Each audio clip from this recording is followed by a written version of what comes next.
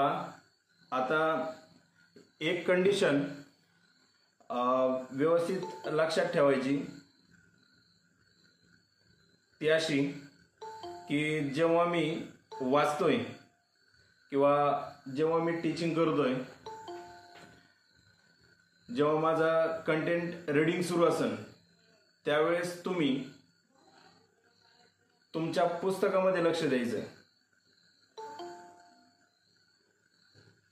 तुम्ही पुस्तकामध्ये लक्ष द्यायचंय आणि जेव्हा मी समजून सांगतोय किंवा मराठी भाषांतर करतोय तेव्हा तुम्ही स्क्रीनकडे पाहिलं तरी चालेल. फक्त वाचन करताना मात्र निश्चित तुम्ही तुमच्याजवळ पुस्तक घेऊन बसलेले असले पाहिजेत. तुम्ही पुस्तकामध्ये पाहिलं पाहिजे, जेणेकरून त्यातले जे अवघड शब्द आहेत ते तुम्हाला वाचायला सोपे जातील, समजायला सोपे जातील. किंवा एखादा उच्चार जर आपल्याला नडला किंवा तो करता आला नाही तर कमीत कमी तुम्हाला तो ऐकून तरी क्लिअर होईल. वाचन, लेखन आणि समजून घेणं आणि बोलणं ह्या ज्या गोष्टी आहेत त्या खूप महत्त्वाच्या असतात. प्रत्येक ॲक्टिव्हिटी तुम्ही व्यवस्थित करायची, बरोबर. जेव्हा मी वाचतोय तेव्हा पुस्तकात पाहायचं आणि मराठीत भाषांतर सांगतोय तेव्हा तुम्ही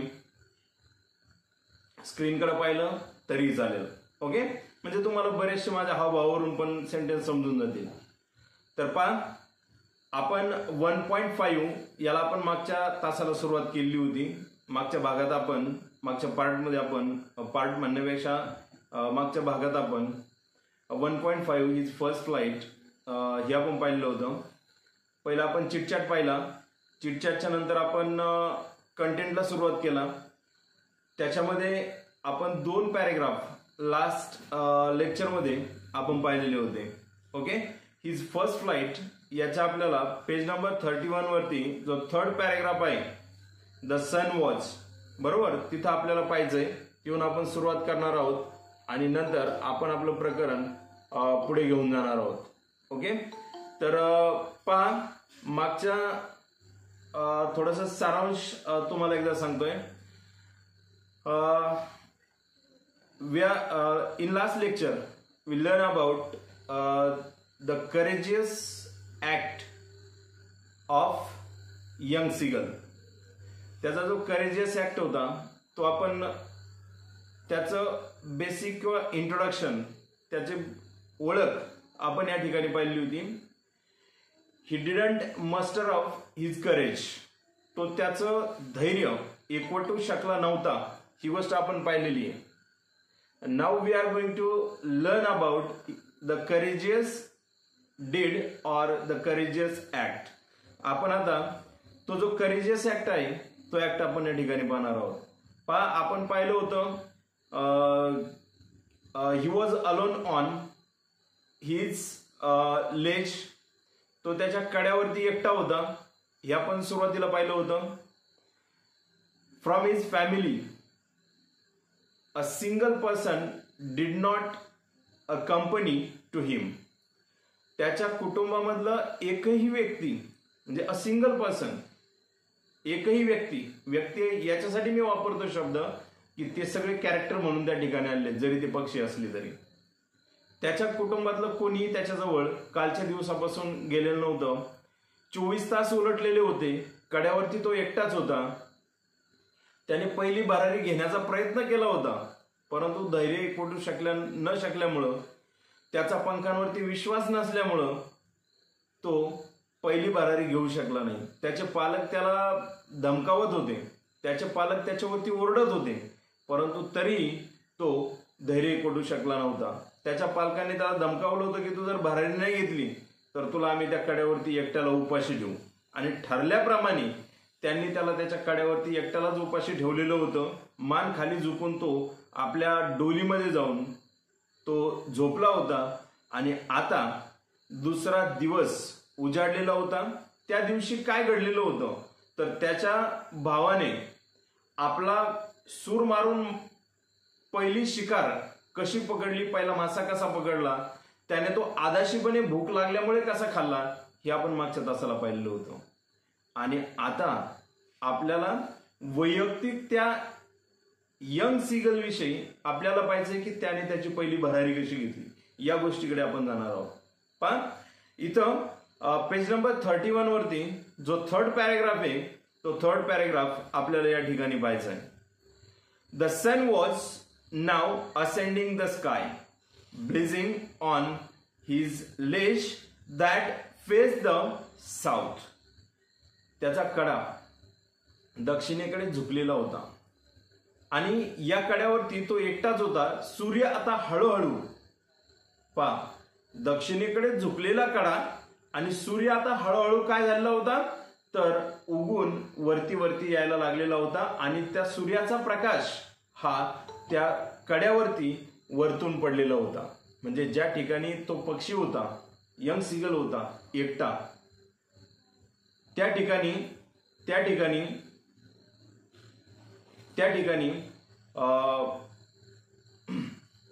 ती ऊन आता पडायला लागलेलं होतं आणि ऊन पडायला लागल्यामुळं त्याला त्या हीटची पण जाणीव होणार आहे, म्हणजे होणार होती. हे त्या पुढच्या सेंटेन्स मध्ये दिले, म्हणजे झालेली असं दाखवलेलं आहे, पण पुढची सेंटेन्स मी थोडी ट्रान्सलेट केली आहे. तर he felt the heat because he had not eaten since the previous nightfall.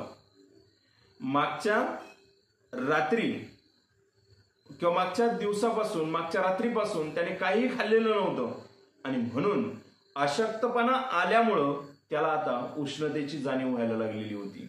म्हणजे he felt the heat because he had not eaten since the previous nightfall. रात्रीच्या म्हणजे मागच्या रात्रीपासून त्याने काही खाल्लेलं नव्हतं आणि म्हणून त्याला आता उष्णतेची जाणीव झालेली होती. मुलांना एक मिनिट.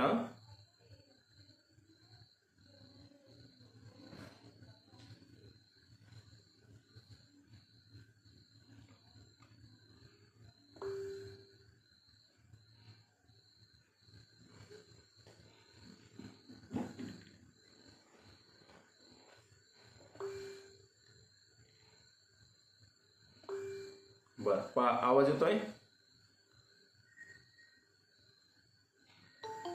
माझा आवाज येतोय सगळ्यांना? ओके. पहा आता पुन्हा एकदा.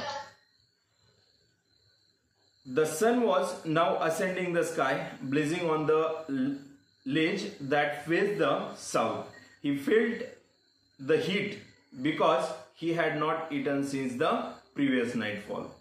पुढचा पॅरेग्राफ पहा. He stepped slowly out to the brink of the ledge and standing on one leg with the other leg hidden under his wing. He closed his one eye, then another, and pretended to be falling asleep. एक खूप महत्वाची गोष्ट. It's a act like our human child. या ठिकाणी मानवी मुलासारखा एक act दाखवलाय. त्या पिल्लाने काय केलं किंवा त्या यंग सीगलने काय केलं? He stepped slowly out to the brink of the ledge. आता तो खडकाचा काठ किंवा तो खडकाळ जो कांगोरा होता त्या कांगोऱ्याच्या काठावरती हा यंग सीगल चालत चालत आला. स्टेप्ड स्लोली, हळुवारपणे तो त्या ठिकाणी चालत आला. आल्याच्या नंतर काय केलं त्याने पहा. He standing on one leg with the other leg hidden under his wings. तो पुढे आल्याच्या नंतर त्याने एका पायावरती तो उभा झालाय, म्हणजे एका पायावरती उभा झाला आणि एक पाय त्याने आपल्या पंखामध्ये दुमडून घेतला, म्हणजे पंखामध्ये झाकून घेतला. अशा पद्धतीने तो एका पायावरती त्या खडकाच्या काठावरती येऊन उभा राहिलेला होता. ही क्लोज्ड वन आय. त्याने आपला एक डोळा पहिला बंद केला अँड देन द अदर, आणि त्यानंतर त्याने दुसराही डोळा बंद केला. म्हणजे अगोदर हळूहळू एक डोळा त्याने झाकायला सुरू केला, त्यानंतर त्याने दुसराही डोळा झाकला आणि he pretended to be falling asleep. त्याने असं दाखवलं की तो झोपी गेलाय. पक्षी जर तुम्ही पाहिले तर पक्ष्याची झोप जर तुम्ही कधी रानात जर पाहिलेली असेल, एखादा पक्षी जर समजा फांदीवरती झोपला तर तो त्याचं जे मान आहे म्हणजे मानेमध्ये डोकं पूर्णपणे बुडून जातं, ते पण आपल्याला पुढे येणारच आहे. पण या ठिकाणी तो पक्षी तुम्ही जर तळ्याच्या काठावरती कधी गेलेले असाल किंवा तळ्यावरती जर गेलेले असाल किंवा धरणाच्या कडेवरती कधी गेलेले असाल किंवा समुद्राच्या कडेला कधी गेलेले असाल, खडकाळ समुद्र असेल आणि त्या खडकाचं डोकं जर वर आलेलं असेल तर त्या खडकावरती बगळा किंवा तळ्यामध्ये बगळा आणि समुद्रातल्या खडकावरती असणारा तो सीगल हे काय करतात माहिती का, एका पायावरती उभं राहतात आणि दुसरा पाय आपल्या पंखामध्ये दुमडून घेतात आणि झोपी जातात. तुम्ही बगळ्याची जर गोष्ट कधी पाहिलेली असेल, बगळा साधू होतो बरोबर आणि पाण्यामध्ये तळ्यामध्ये उभा राहतो, त्याच्या पायाला झोका बांधला जातो बेंडकांकडून आणि तो किंवा बेंडकांची गोष्ट सोडून देऊ पण बगळा एका पायावरती उभा राहतो, चिंतन करत असतो, हळूहळू मासे त्याच्या जवळ येतात आणि तो मासा उचलतो. अशी एक गोष्ट आमच्या लहानपणी असायची बरोबर. म्हणजेच थोडक्यात मला हे सांगायचंय की तो मासा धरण्यासाठी गेलेला नाहीये, त्याने त्याच्या कुटुंबाला हे दाखवलं होतं की तो झोपी गेलाय. प्रिटेंड याचा अर्थ होतो बाकीत करणे किंवा भासवणे, भासमान करणे बरोबर, भासमान करणे, दाखवणे किंवा आपल्या भाषेत नाटक करणे, सोंग करणे बरोबर, असे शब्द तुम्ही तिथं प्रिटेंडचा अर्थ घेऊ शकता. त्याने सोंग केलं की तो झोपी गेलाय बरोबर, असं नाटक केलं. आईने जर आपल्याला कधी मारलं बरोबर आणि आई आपल्याला काय करते, जेवायला बोलत असते बरोबर आणि आपण काय करतो, डोळे झाकून पडतो आणि त्यांना दाखवण्याचा प्रयत्न करतो की मी झोपी गेलोय. प्रत्यक्षात पोटात भरपूर भूक लागलेली असते बरोबर, पण आपण असं दाखवतो, असं आव्हान तो सोंग करतो की मला म्हणजे थोडक्यात मी गाढ झोपी गेलेलो आहे बरोबर. आणि मग घरचे काय म्हणतात की झोपलेला उठवता येतं पण झोपीचं सोंग केलेला उठवता येत नाही बरोबर. म्हणजेच थोडक्यात मला हे तुम्हाला सांगायचंय की या ठिकाणी तो सोंग करत होता. To be falling asleep. Still they took no attention, no notice of him. आणि मग कुटुंबाने सुद्धा किंवा त्याच्या घरामध्ये त्याचे आई वडील होते, पालक, 2 भाऊ होते, 1 बहीण होती, या सगळ्यांनी त्याच्यावरती लक्ष दिलं नाही. काय त्यांनी त्याच्यावरती लक्ष दिलं नाही, नो नोटीस ऑफ हिम, त्याच्यावरती लक्ष दिलं नाही. He saw his 2 brothers and his sister laying on the plateau, dozing with their heads sunk into their necks. आता इथं तुम्हाला मगाशी मी जे बोलता जी कॉन्सेप्ट बोलून गेलो होतो की रानात जर तुम्ही कधी गेले आणि संध्याकाळच्या वेळेला जर पक्षी झोपलेले दिसले बरोबर, तर ती कंडिशन या ठिकाणी दिलेली आहे पहा. ही सॉ, त्याने पाहिलं, his 2 brothers and his sister, त्याचे 2 भाऊ आणि बहीण, laying on the plateau, dozing with their heads sunk into their necks. आणि मग त्याने काय पाहिलं, त्याचे भाऊ आणि बहीण आपल्या मानेमध्ये डोकं बुडवून म्हणजे थोडक्यात झाकून, पंखांच्या मध्ये डोकं झाकून ते 3 जण झोपी गेलेले आहेत. आणि कुठं, त्या पठारावरती झोपलेले आहेत. डोझिंग याचा अर्थ डुलकी घेणे असा त्याचा अर्थ होतो. मानेमध्ये डोकं खुपसून ते झोपी गेलेले आहेत. जर तुम्ही रानातलं उदाहरण मी तुम्हाला आता सांगितलं होतं की पक्षी जर तुम्ही झोपलेला कधी पाहिला, एखादं समजा झुडूप असेल बरोबर, आणि झुडपामध्ये जर एखादा पक्षी झोपला तर तो पक्षी असा झोपतो की तो पायावरती पूर्ण बसलेला असतो आणि त्याची मानेमध्ये त्याने डोकं आपलं पूर्णपणे झाकून घेतलेलं असतं आणि तो झोपी गेलेला असतो, फक्त थोडासा झुकलेला असतो. कारण त्याच्यावरती जर एखादं श्वापद जर त्याच्यावरती हल्ला करायला लागलं किंवा ते शिकार करणार असेल तर ते लगेच पुढं पडतं आणि पुढं पडलं की उडून जातं बरोबर. अशा पद्धतीने पक्षी संध्याकाळची झोप घेतो. मग या ठिकाणी संध्याकाळ झालेली नव्हती, समोरच्या पठारावरती त्याचे पूर्ण फॅमिली होती आणि त्या फॅमिलीतले हे जे 3 मेंबर होते ते मेंबर त्या पठारावरती झोपी गेलेले होते. पण his father was preening the feathers on his white back. आता त्याचे वडील, कोणाचे, त्या छोट्याशा सीगलचे जे वडील होते किंवा यंग सीगलचे जे वडील होते, ते वडील त्यांच्या पाठीवरती असणारे जे पंख होते ते पंख व्यवस्थित करत होते. मग या ठिकाणी प्रिनिंग हा शब्द प्रयोग आलेला आहे.